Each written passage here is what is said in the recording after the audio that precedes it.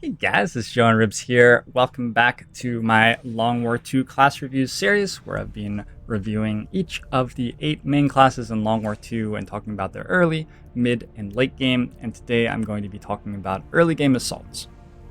In order to sort of quantify the things that I'm saying, I'm using 2 different metrics to rate both the perks on this class tree and also just their overall performance in the early game. And those are the alpha rating, which stands for how good the soldier or the perk is at enabling XCOM to kill the enemies before the enemies can attack back. Often in this game, you'll have an Overwatch turn against a pod which moves into your vision, and then after they scamper, if any of them have survived the Overwatch, you'll get your own turn to try to kill them before they get the chance to do anything. And being able to efficiently pull that off over and over again makes for a very straightforward and safe campaign. And that's what your alpha rating represents, how good you are at doing that. The other metric I'm using is a break or breakdown rating. In situations where your alpha strike doesn't work and you end up fighting against lots of enemies, the enemies may be attacking you, wounding you, status affecting you, mind controlling you, stuff like that. You may have to, run to evac without actually even killing all the enemies because more reinforcements are coming in constantly. In situations like those, a perk which is rated high for breakdown is going to be very useful. And these are perks which are good at crowd controlling lots of enemies or letting your soldier move around freely against overwatches, lightning reflexes, and stuff like that. So, for the early game, I'm rating Assault 7 out of 10 for alpha striking and 8 out of 10 for breakdowns. They start with Run and Gun and Stun. Run and Gun just gives you another action. It's a button that you press, it's on a cooldown, 3 turns or something, and every time you press it, you get another action for the turn. So instead of being a 2-action soldier, you're a 3-action soldier, and you can move twice and shoot something. If you have a pistol perk, which lets you shoot the pistol without it ending your turn, you could shoot the pistol 3 times. You can move, activate an objective, and move away again. Run and Gun makes your soldier have 50% more actions and basically lets your soldier create 50% more output. It's an extremely strong perk, one of the best perks in the game, just as a no conditions extra action for a soldier. It just makes your squad better for that turn. So Run and Gun's very nice, and then the Arc Thrower attack is not super powerful. It's a high aim attack which gets an aim bonus and has a good range table, so it works well at mid to long range as well as short range, and it stuns an enemy for 2 actions, which typically is 1 turn. Most things take 2 actions per turn. It actually can stun for more actions than that if you upgrade it as the game goes on. So it's a nice ability. Takes care of like a high tier muton or something for a while until you can get enough guns pointed at it to actually kill it. It's not completely insane or anything, but it rounds out the assault nicely and addresses one of the largest weaknesses of the assault. And the reason that this soldier is a 7 out of 10 for alpha striking instead of like a 9 out of 10 is the fact that it's a shotgun-based soldier. Most of our perks interact well with shotguns. We don't really want an assault rifle. We can't really equip an SMG because we're reliant on gun damage over and over again, which means that the soldier struggles if we're in like mid to long range combat. And if we're in mid to long range combat and running forward pulls more pods, it can be very painful to have an assault. We're having to maybe use consumables like frag grenades and flashbangs to get some output from the soldier. We may choose to just run forward and pull the extra pods because the attacks from the assault are valuable enough to justify that. But man, even when that's the right play, it certainly feels bad to do it and can backfire heavily. So the Arc Thrower being available helps smooth that out a little bit. Your assault can do some things at mid to long range a little bit more easily. The reason we're 8 out of 10 for breakdowns is that it seemed like giving 9 out of 10 for breakdowns was too much, but the soldier is extremely good at breakdown play. The shotgun deals 4 to 6 base damage. If it was like 5 to 7, I'd give this soldier 10 out of 10 for breakdowns, but 4 to 6 isn't quite enough to consistently one-shot enemies on legend difficulty. So we're not generating like 100% kills every single time. Most of the time we are. The soldiers are very good on breakdowns as well. All right, let's look at Lance Corporal perks. We're picking between Slug Shot, Electro Shot, and Lightning Reflexes. And Lightning Reflexes is the first perk in the series that I've given a perfect 10 out of 10 rating, in this case for breakdowns. Lightning Reflexes gives a huge subtraction to the chance to hit for enemies who are taking Overwatch fire against your soldier.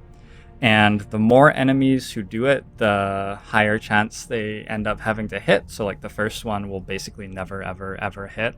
Second one's getting close to having 0% chance to hit instead of -5 billion. And then like the third and fourth are starting to get like 10%, 30% chance to hit, or something vaguely like that is how you can think about it.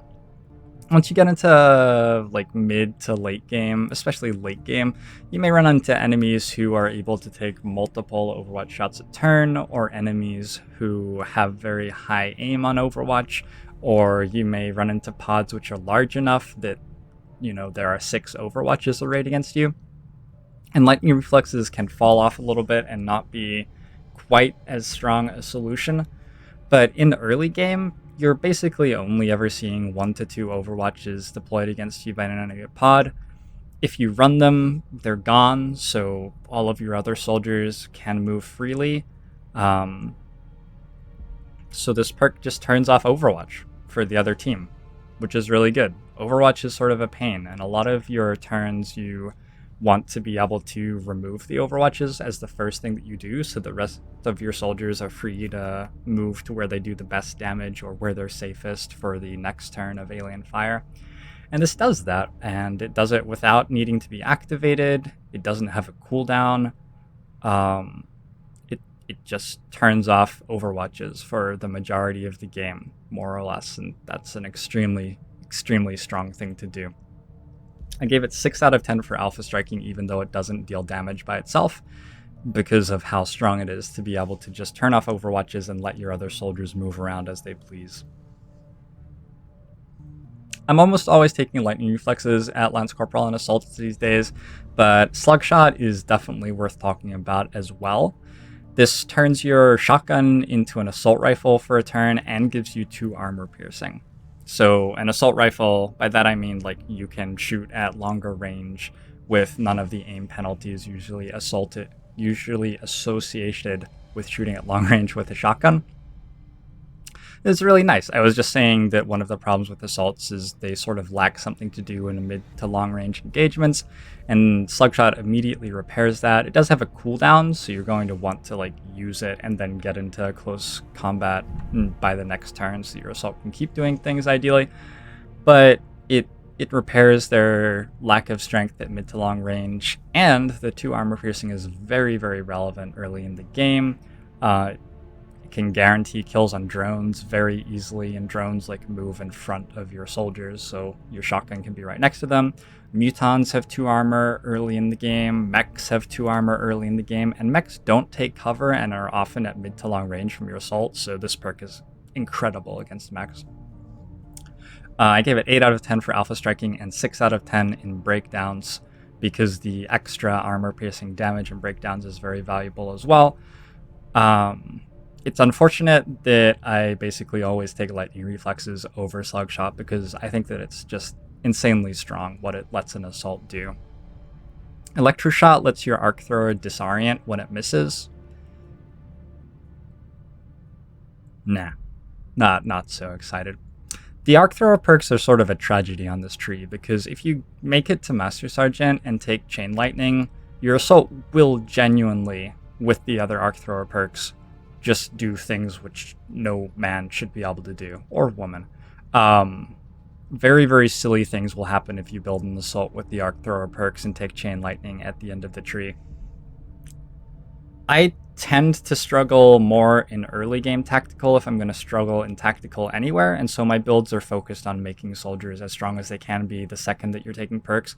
And even if you find that you're struggling in late game, probably you'd be better served making your soldiers as strong as possible early, so that you can start building up experience and resources early and situate yourself better in late game that way, then that'll give you more than picking late game perks early game and struggling through the early game with underpowered soldiers. By the time you get to late game, sure, your soldiers will have, better perks, but you're going to be down a tier of equipment or something because you missed out on so many resources. Your roster is going to be shallow because you've suffered deaths.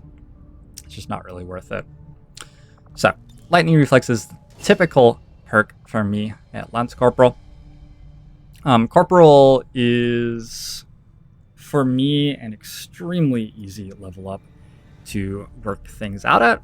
I guess Trench Gun is the other option if you're not going to take close and personal for some reason. Trench Gun is a somewhat unreliable cone attack. It has to roll to hit. It doesn't work against enemies in heavy cover relative to you. And it has all the problems that a cone attack has. You have to position your soldier in a place that reflects how the cone attack can line up, rather than which tile is the best one for my soldier to stand on, so that sucks. It's hard to get enemies to group together. On your first turn of combat, when you're in concealment and you start killing enemies, they'll be grouped together. But when you pull enemies, they spread out. And in order to get them to group up again, you sort of have to let them move around for a while and encourage them to, and that's just a nasty thing to have to do. So Trench Gun's value is mostly on your squad is in concealment turn, and there are so many other perks which just already do this, and you don't have to take a perk on a skill tree to do it. You can just Flamethrower, and that's a squatty perk for technicals, and it does basically the same thing as Trench Gun. You can just Overwatch Ambush, and most of the time that's just going to be better than any of the other things you could do. It takes an extra half a turn or so, but it's very, very strong. You can rocket, you can grenade, flashbang, or frag grenade. There's so many options available to you already. So if you're going to take a cone attack, you really need for it to do something the rest of the time. And Trench Gun's not a large enough cone attack, and doesn't, your assault already kills something. If you run up to something and are close enough for Trench Gun to be in range, you can just shoot the thing with the shotgun and it'll die. So trying to engineer situations where you get more kills and giving up close and personal to do it is just a little bit silly in my opinion. You have Trench Gun 4 out of 10 for alpha striking, 3 out of 10 for breakdown. I don't think it's a worthless perk. It's just not anywhere near as good as close and personal. What close and personal does for you is give you 30 extra crit if you're next to something, and you get a little bit of extra crit all the way out to, I think, 7 tiles away. I think it drops off by 5 per tile or something like that. With a laser sights also get more and more crit the closer you are to an enemy. This is going to guarantee 100% chance to hit, 100% chance to crit shots against enemies in the early game, and that's just really good. Removing the fail cases from your soldier is great. Just mathematically, this does a lot of damage. Having more crits deal more damage, so on average you're getting more damage out of this perk. And assaults are able to shoot quite a lot of times. You're going to take close encounters probably at Tech Sergeant, so that's getting them to 2 shots a turn. And Assault is a great soldier to target with command because of how much damage they're dealing, right up close next to things. So it's not unreasonable for the soldier to take 3 100% chance to hit, 100% chance to crit shots in a turn, and close and personal's doing a lot of work for you there. Gave it 8 out of 10 for alpha striking, 8 out of 10 for breakdowns. The reliability is huge in breakdowns. The damage is huge in alpha striking. Very nice perk. Arc Pulsar. Hold on, I have to read what this perk does. Fire your arc thrower to incapacitate a target and damage mechanical enemies.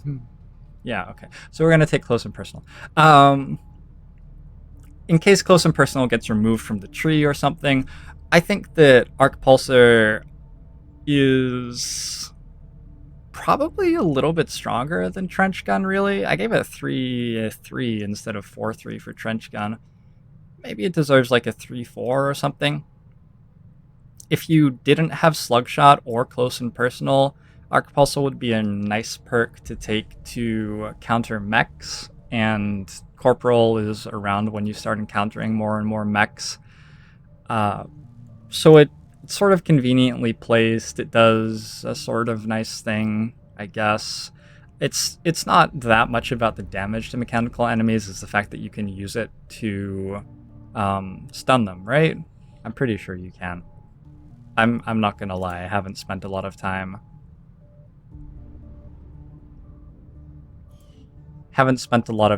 using the Arc Pulsar perk on my assaults in my life. Apparently it reduces their hack defense by 20. So just take Close and Personal. Don't overthink this. Try not to overthink this too much. Alright. At Sergeant, we're picking between Killer Instinct, Stun Gunner, and Fortify, as I continue to be presented an Arc Thrower perk every single rank and like waffle about whether or not I think it's nice. Killer Instinct gives plus 50% crit damage for a turn if you also activate Run and Gun. And that's really nice. And it has some really nice combos with other stuff on the tree, like Street Sweeper at Master Sergeant, for example. If for some reason your Street Sweeper wasn't already good enough, now you can hit Killer Instinct and Run and Gun and Street Sweeper all at the same time and deal like 300 damage instead of 200 damage. So, but in general, I don't like taking a perk for something that it's going to do at Master Sergeant when I'm only at Sergeant rank. And so Killer Instinct is not something that I rate extremely highly here. 4 out of 10 for Alpha Striking and about a 3 out of 10 for Breakdowns. It's nice that we can guarantee a kill against something in a Breakdown, but the fact that we're using all of our cooldowns to do it is very, very handicapping in a Breakdown. Breakdowns are situations where you want to have output for consecutive turns. For Alpha Striking, Killer Instinct suffers the problem of overkill, basically. You're almost always just overkilling something if you do this in most stages of the game, and enemies that you're not overkilling, the assault actually already has a secondary weapon which stuns them. And so for Killer Instinct to really excel in an Alpha Strike or Breakdown situation, we need to have a situation where like we have to kill an enemy now and can't kill it next turn, but we don't care that our assault keeps on having maximal output next turn. And I'm pretty sure that situation doesn't really exist. Like, if there are lots of enemies, then it really sucks that we're taking a Sergeant perk, which only works once and then is on cooldown forever. And if there aren't that many enemies, we can just stun something and kill it next turn, probably. So Killer Instinct, I've just always found it to be very awkward. It's a very powerful perk. It does a lot of extra damage, and that's really cool. But I mean,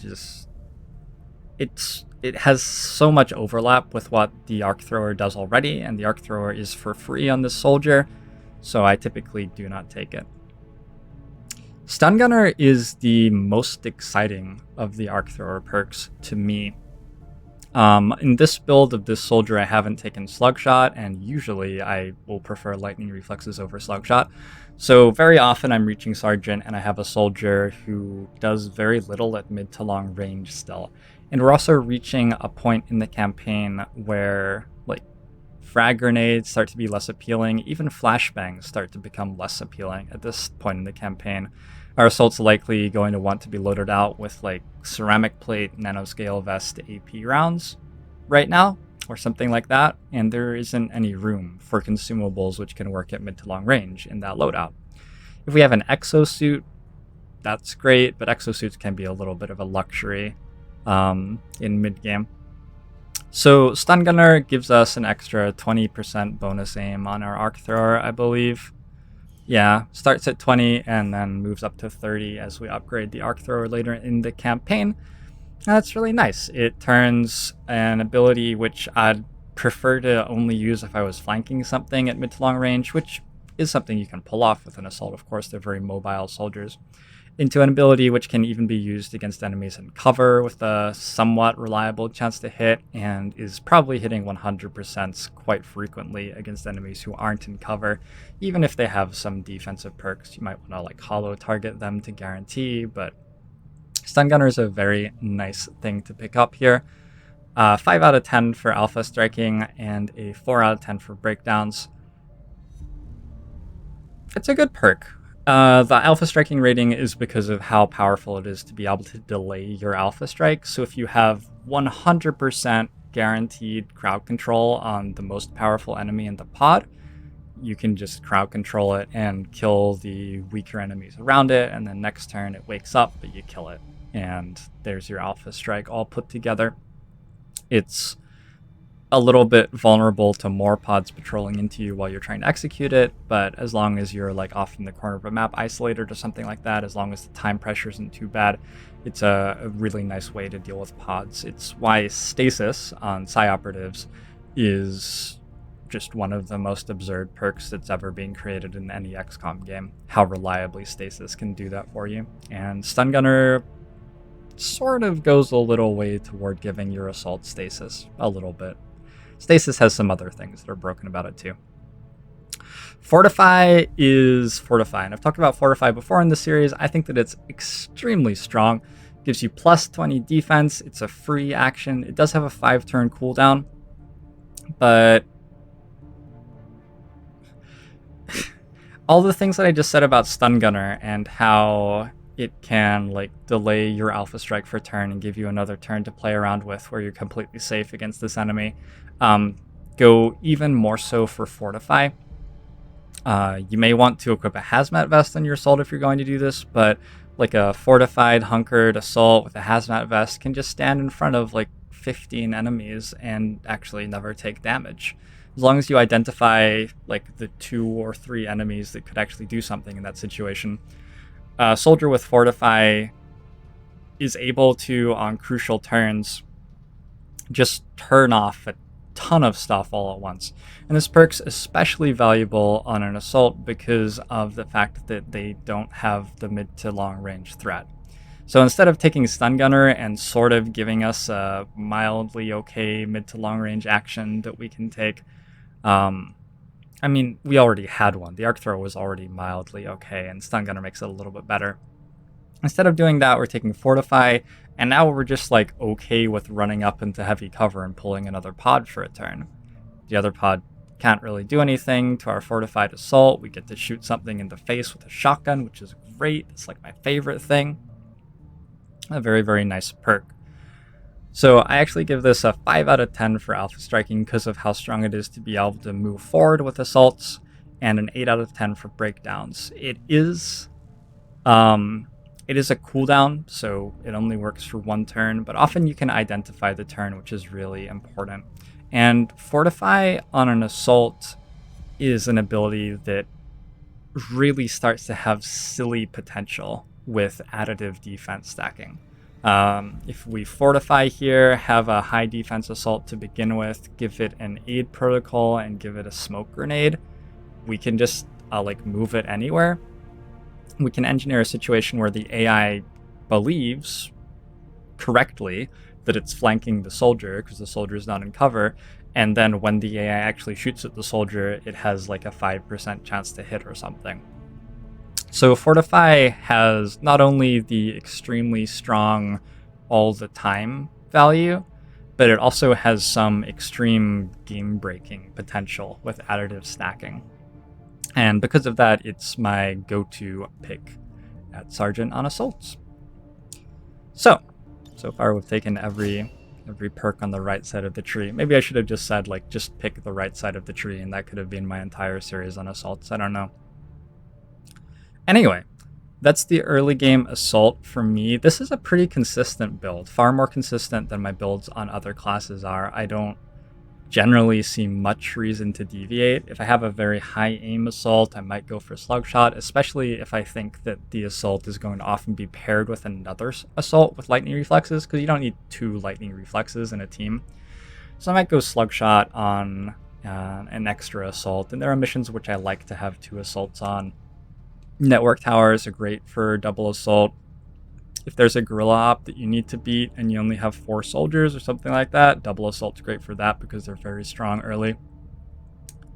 And yeah, so I might go Slug Shot, but in general, lightning reflexes, close and personal, Fortify is going to be my go-to build on this class, and I think this is a very, very, very strong start to a soldier who continues to scale as the game goes on. All right, thank you guys for watching, and I'll see you guys tomorrow. We'll be looking at the mid game for assaults. Bye, guys.